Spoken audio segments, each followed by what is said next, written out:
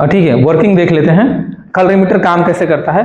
अच्छा, ये दो तीन शब्द है ना जो कैलिब्रेशंस है या फिल्टर या लाइट जो भी दे रखा है वो, उस पर भी बात कर लेंगे थोड़ा सा, क्योंकि किसी भी इंस्ट्रूमेंट को चलाने से पहले हमको कैलिब्रेशन करना होता है। कैलिब्रेशन कैसे करते हैं, तो स्टैंडर्ड लगा करके, ठीक है। हाँ, ये क्या है, कैलिब्रेशन क्यों जरूरी है, ये हर जगह होगा।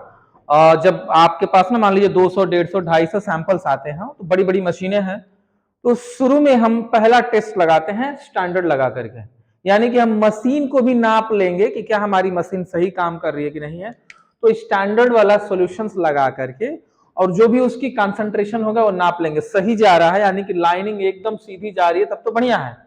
लाइन अगर जो फ्लक्चुएट कर रही है तो हम ये मान लेंगे कि हमारा कैलिब्रेशन गलत जा रहा है, तो फिर मशीन को रिस्टार्ट करेंगे, फिर वॉश करेंगे, फिर दोबारा सैंपल स्टैंडर्ड लगा करके। तो मशीन को रीचेक करने की व्यवस्था को ही हम लोग क्या बोलते हैं, कैलिब्रेशन बोलते हैं। लाइट सोर्स और फिल्टर क्या होंगे, तो लाइट वही जो यहाँ पर सोर्स और ये फिल्टर है आपका जिसके थ्रू ये पास लाइट होगी। इंटरेक्शंस ऑफ सॉल्यूशंस का मतलब हो सकता है सॉल्यूशन अच्छा हो या बुरा हो, जो भी कॉन्सेंट्रेशन होगा उसके बारे में पता करना ही इंटरेक्शंस होता है। ये काम कैसे करता है या कैलोरीमीटर आपके काम कैसे करेंगे, तीन चीजें देखिए। जब हम इस सैंपल को बात कर रहे हैं, ये क्यूवेट का मतलब क्या है, आपका सैंपल है जो आपने लगाया है जिसके बारे में आपको टेस्ट करना है। ये कैलोरीमीटर का पूरा अरेंजमेंट मान लेते हैं, ये क्या है, एक तरह से ये आपका कैलोरीमीटर है, ठीक है ना, ये पूरा कैलोरीमीटर है। हम एप्लीकेशन नहीं बता रहे, वर्किंग बता रहे हैं कि काम कैसे करता है। तो ये पूरा है, यहां पर एक हम स्विच रख देते हैं, ठीक है ना, एक स्विच रख देते हैं, हमने उसको ऑन कर लिया। ऑन करने के बाद हम क्या करते, जैसे ही ऑन करेंगे ना तो ये बल्ब ना पहले जलेगा, जलने के बाद ये थोड़ा सा हीट होगा, फिर उसके बाद ये लाइट देना शुरू करेगा। ये लाइट रिफ्लेक्ट होकर अलग अलग डायरेक्शन में जाएगी, उसको एक डायरेक्शन में लेके आने का काम कौन करेगा, लेंस या कंडेंसर करेगा। ये कंडेंसर के बाद एक फिल्टर लगाया जाएगा, या यूं कह लें इस फिल्टर को हम लोग कलर बैंड भी बोलते हैं, जो आपको सेलेक्ट करने के लिए बताएगा कि हाँ भाई यहां पर तो बहुत सारे कलर आ रहे थे, ये उसको सेलेक्ट करेगा कि हमको कौन से बैंड पे चाहिए, 520 चाहिए या 540, जो भी चाहिए हम यही से सेलेक्ट करेंगे। जैसे ही सेलेक्ट करेंगे तो यहां तो बहुत सारे आ रहे थे, लेकिन जैसे हमने इस बैंड पर सेलेक्ट किया तो केवल एक ही अब भेजेगा, जिसकी जितनी हमको वेवलेंथ, इसको हम लोग नॉर्मली क्या बोलते हैं, वेवलेंथ बोलते हैं, ठीक है। अब ये वेवलेंथ से जो लाइट निकलेगी इस सॉल्यूशन में जाएगी। सॉल्यूशन क्या, ये क्या है, तो ये सिंपल एक सैंपल है जो रीजेंट के साथ मिक्स है ना, मिक्स है। अब जितना बता देगा तो फोटोसेल का मतलब एक डिटेक्टर होगा। डिटेक्टर का मतलब है एक आदमी ऐसा खड़ा होगा जो ये देख के बताएगा कि मेरे पास इतनी लाइट आ गई है, तो वो डिटेक्ट करने का यानी कि वो पकड़ने का काम कर रहा है, इसलिए इसको क्या बोलते हैं हम लोग, फोटोसेल या डिटेक्टर भी बोलते हैं।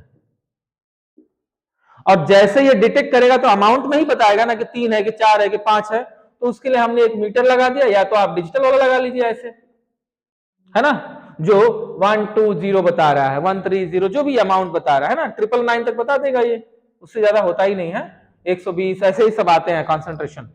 तो वर्किंग कैसे किया कि एक ना लाइट सोर्स था, इसने लाइट को रिफ्लेक्ट किया, कंडेंसर के थ्रू जाते ही सारे लाइट के डायरेक्शन एक हो जाते हैं। उसके बाद हम एक फिल्टर का यूज करेंगे। इस फिल्टर में क्या होता है, तो बहुत सारी लाइटें आती हैं, हम अपने चॉइस के अनुसार वेवलेंथ बदल करके उसको सेलेक्ट कर लेंगे, और ये जब लाइट यहां से निकलेगी तो सैंपल में जाएगी। इस सैंपल के अंदर जो सोल्यूट होगा उसके कॉन्सेंट्रेशन को नापती है ना, सोल्यूट के कॉन्सेंट्रेशन को नापेगी, नापने के बाद जितनी लाइट इस डिटेक्टर के पास जाएगी या फोटोसेल के पास जाएगी, ये अपना गेज में या मीटर में आपको बता देगा। ये ऐसे ही कैलोरीमीटर काम करता है, सिंपल है, ठीक है। एक हाँ बोलिए, हाँ बिल्कुल बिल्कुल बिल्कुल, प्रिंसिपल के हिसाब, प्रिंसिपल क्या है तो वर्किंग को ही बताता है, हाँ ठीक है, ओके। ये कह रहा है कि मेजरमेंट या आउटपुट वो सारी चीजें मिला करके हम अभी बता दिए, ठीक है ना। यहाँ पर जो ये बता रहा है वहां पर एप्लीकेशन देखते हैं कहां कहां यूज होता है। लैबोरेटरी में डायग्नोसिस के लिए यूज होता है, क्वांटिटी वाले टेस्ट लगाने के लिए होता है। ये केवल यस या नो नहीं बताता, ये बताता भी है कि कितने अमाउंट का शुगर है ना, डायबिटीज है या नहीं है नहीं बताता है, क्वांटिटी में बताता है, यानी कि क्वांटिफाई करने का भी काम करता है, यानी कि कितनी मात्रा में है ये भी बताने का काम करता है सब्सटेंसों का, जो बायोलॉजिकल सैंपल्स होते हैं उन सब की बात, जैसे यूरिन, प्लाज्मा, सेरेब्रोस्पाइनल फ्लूइड या बहुत सारी ऐसी चीजें हैं। हम बायोलॉजिकल सैंपल यूरिन, प्लाज्मा के तौर पर हम शुगर भी देखते हैं ना, ठीक है। तो ये सब चार चीजें देखते हैं। इंडस्ट्रियल के तौर पर इसका मैन्युफैक्चरर ऑफ पेंट, जब पेंट बनाते हैं तो पेंट का कंसंट्रेशन देखने के लिए भी हम इस मशीन का यूज कर सकते हैं। इसके अलावा ये टेक्सटाइल और फूड इंडस्ट्री में भी काम होता है कंसंट्रेशन चेक करने के लिए। जो पेंट या डाई जो बनते हैं ना, उनके कंसंट्रेशन कितना है हम यहाँ से चेक करके बताते हैं।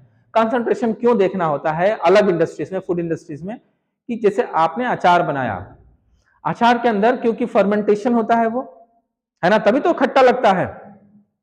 तो फर्मेंटेशन होने की वजह से वो कहीं ज्यादा फर्मेंट तो नहीं हुआ कि कोई आदमी खा ले उसका गला ही पूरा खराब हो जाए, तो ऐसा ना हो, तो उसके कंसंट्रेशन को चेक करने के लिए भी इसका यूज हम लोग करते हैं। इसके अलावा इन्वायरमेंटल टेस्टिंग में मॉनिटरिंग वाटर की क्वालिटी भी चेक किया जा सकता है कि वाटर में सोडियम, पोटेशियम, कैल्शियम क्लोराइड जो भी चीजें हैं वो कितनी मात्रा में है। इन्वायरमेंटल बायोकेमिकल टेस्ट में ग्लूकोज, प्रोटीन, इन सब चीजों को भी टेस्ट किया जा सकता है। एलएफटी, केएफटी जितने होते हैं सारे के सारे टेस्ट इसमें किए जा सकते हैं। बाकी मेडिकल टेस्टिंग में डिटर्मिनेशन ऑफ हीमोग्लोबिन लेवल भी इसमें चेक किया जा सकता है। अब जितने भी आप लोग टेस्ट किए मैक्सिमम सारे के टेस्ट हम लोग इसमें से कर सकते हैं। जितने बायोकेमिस्ट्री के टेस्ट हैं मैक्सिमम इसमें हम कर सकते हैं, बशर्ते क्या है ये मैनुअल है, एक एक टेस्ट आपको करने पड़ते हैं।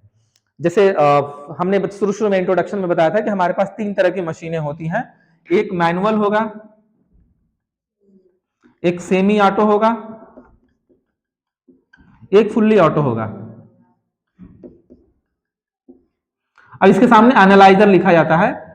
एनालाइजर का मतलब यह है कि जोड़ करके बताने वाले को एनालाइजर बोलते हैं। मैनुअल में क्या होगा, एक एक टेस्ट हम लोग लगाते हैं, शुगर का एक एक लगाते हैं। एलएफटी में जैसे एलएफटी आप करने जा रहे हो, एलएफटी में क्या होगा, bilirubin, total bilirubin, direct, indirect, SGOT, SGPT, protein, ये सब सारे एक एक करके लगाते हैं, ये मैनुअल में है।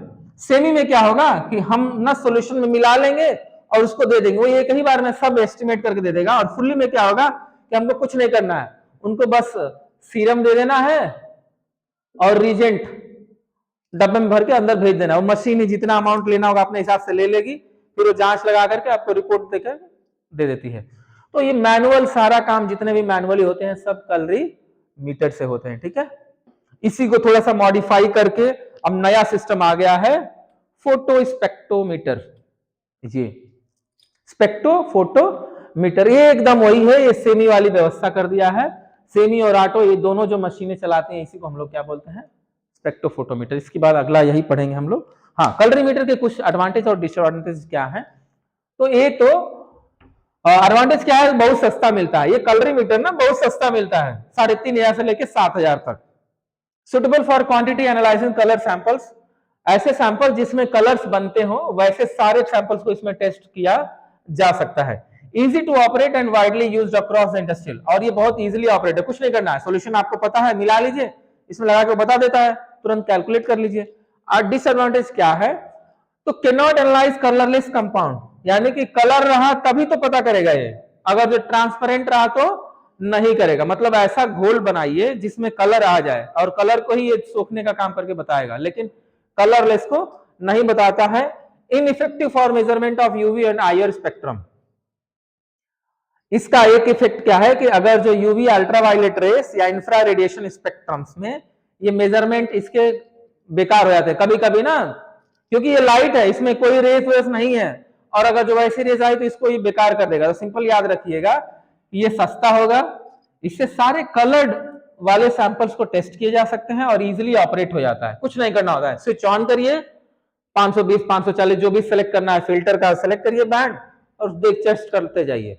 इसका डिसएडवांटेज क्या है कि अगर जो कलरलेस रहा तो फिर इसमें आप टेस्ट नहीं कर पाएंगे, और दूसरी चीज यूवी और आईआर रेडिएशन से भी इनइफेक्ट हो जाता है, यानी इसका असर जो है कि खत्म हो जाएगा, काम नहीं करेगा।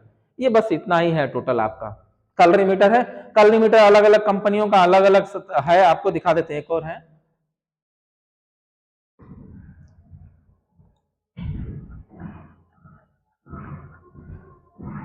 अलग अलग कंपनियों का ये सब मॉडल्स है, कुछ ऐसे आते हैं, अलग मॉडल्स में आते हैं, अलग अलग, सबका अलग अलग काम है। बेसिकली हमारे पास ये वाला है, ठीक है, यही वाला है। आप ध्यान से देखेंगे तो 2 स्विच होगा और इसमें हम अपने हिसाब से टेस्ट कर सकते हैं। बहुत हल्का है।